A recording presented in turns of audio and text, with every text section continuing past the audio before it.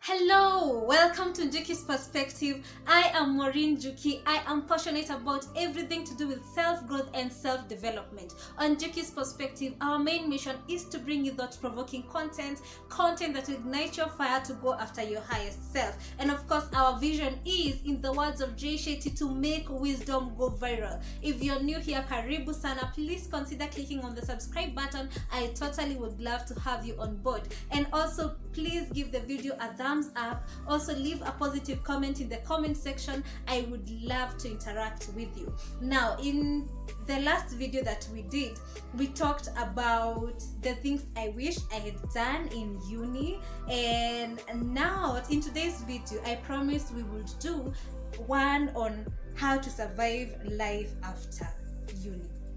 It has been 2 years since I completed my uni. I completed uni in 2019 and now we're in 2021. How time flies, man.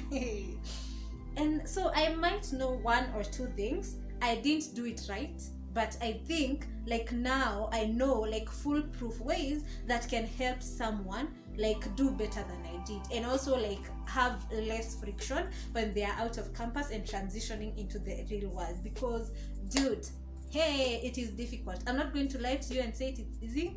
It is not easy, especially if you're like me. You are not coming from a place where, you know, like you're privileged, like your home is really privileged and you can have any resources that you want from mom and dad.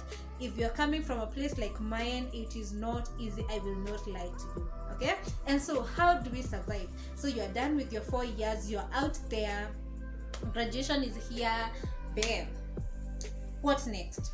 That is the question that we're going to answer today. And I said I have not been perfect. I didn't do it perfectly. But now, like even with the help of mentors, which by the way, as in like is one aspect that really helped me, having mentors that you can ask like, what do I do now? You know, it really helps. So I would advise the first thing is have a mentor, a positive mentor, somebody who can like tell you, you know, like advise you on strategic ways. Okay?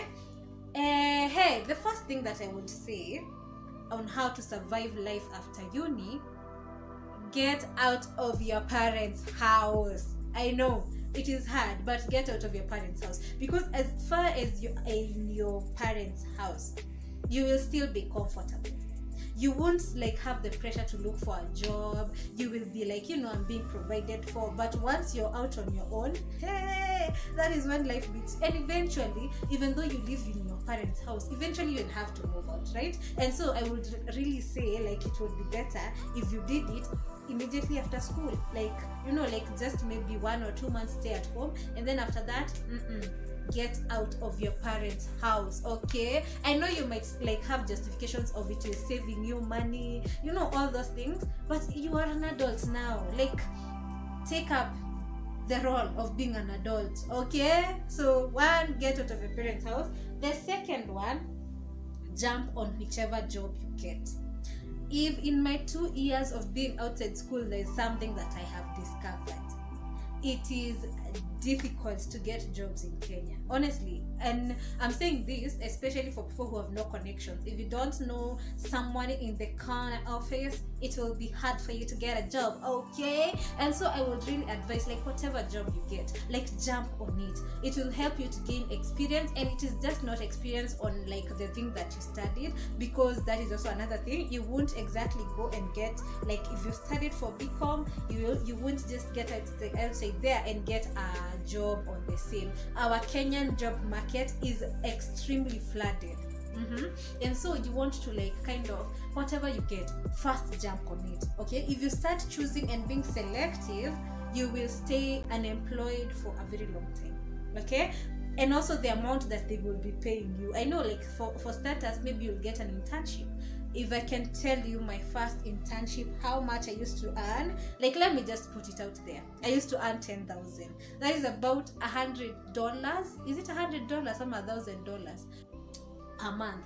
And at that point, you are living in a house, so you have to pay rent, you also have to pay for your bills, you have to do your hair, you have to buy food, all those things. And actually, like, I usually say, like, thank God I started at the bottom, because now there's no way like I would go any further down.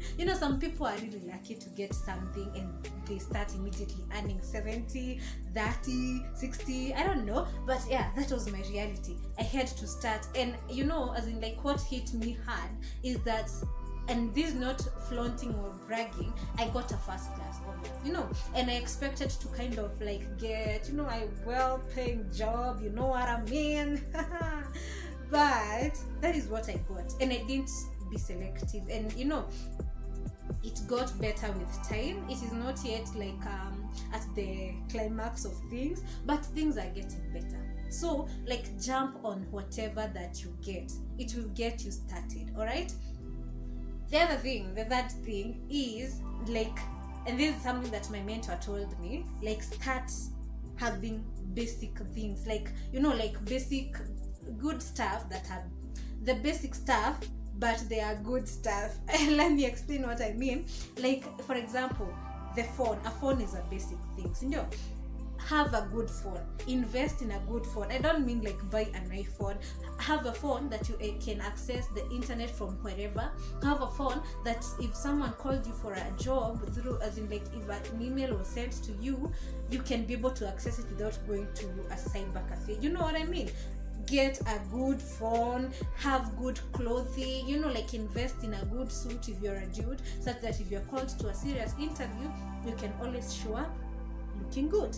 If you're a chick, invest in, like, a nice bag that you can go to an interview with, a nice skirt and blouse that you can, as in, like, those things. Also, kind of have, like, a good place where you sleep.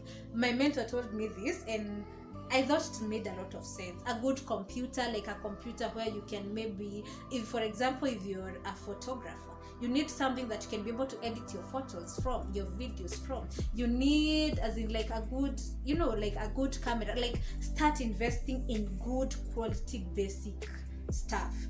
Okay, if that even makes sense. Good quality basic stuff. The other thing is, start saving immediately.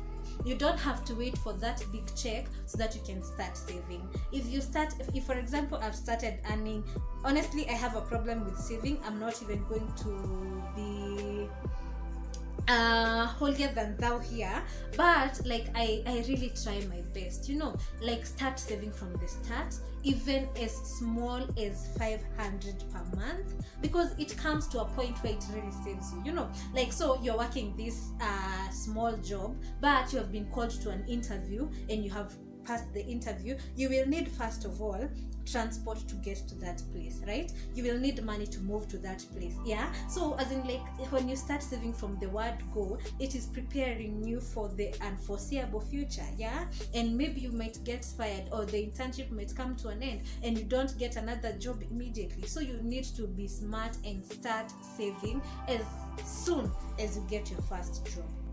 The next tip that I have for you is, do not take up debts. Okay, and this will apply for, like, both when you're in school and after you are done with uni, immediately after you're done with uni, because, like, let's call a spade and not a big spoon. Most of the time you will take up a loan from Tala or any other lending institution, and then you go and drink with your friends. I implore you, do not take up debts, because, like, these guys, they will give you the loan and then they will charge you a crazy interest rate. Yeah, and then after you're not able to finish up paying the debt, they will list you on the credit bureau. And guess what happens? You want to apply for a government job and they need your credit clearance. You have been listed in the credit bureau. What happens? You remain stuck. You don't get employed. I beseech you, do not take up the loans. I know they are so tempting, but until you're stable, or maybe you even want to start a biashara, a business, and then like you want to go to the bank and take up a loan, but because you have a bad credit rating, they cannot give you a loan.